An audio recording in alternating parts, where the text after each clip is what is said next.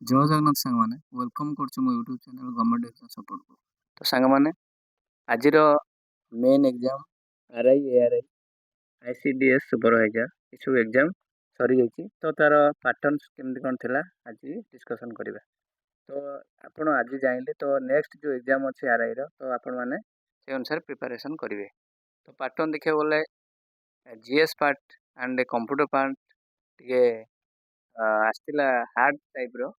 ଆପଣମାନେ ଟିକେ ଡିପ୍ଲି ପଢ଼ନ୍ତୁ ଜିଏସ୍ ଆଉ ଫିଗର ଟାଇପ୍ର ବେଶୀ ପଳେଇ ଆସୁଛି।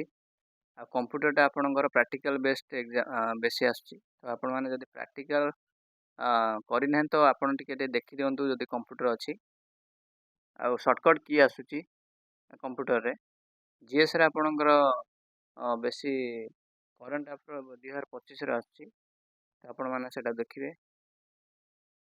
ମ୍ୟାଥ୍ସ ଆପଣଙ୍କର କାଲକୁଲେଟିଭ୍ ଆସୁଛି, ତେଣୁ ଡାଇରେକ୍ଟ କ୍ୱେଶ୍ଚିନ୍ ଆସୁଛି କିନ୍ତୁ କାଲକୁଲେଟିଭ୍ ଆସୁଛି। ଆପଣ ସେଟାକୁ ଧ୍ୟାନ ଦେବେ, କାଲକୁଲେସନ୍ ଟିକେ ସ୍ପିଡ୍ କରିବେ। ଆପଣ ରହିଲା Odia and English, Odia 20 marks ଯେଉଁ ଆସୁଛି ତ ଆପଣଙ୍କର ଟିକେ ଟ୍ରିକି ଆସୁଛି, ତ ଆପଣମାନେ କରିପାରିବେ।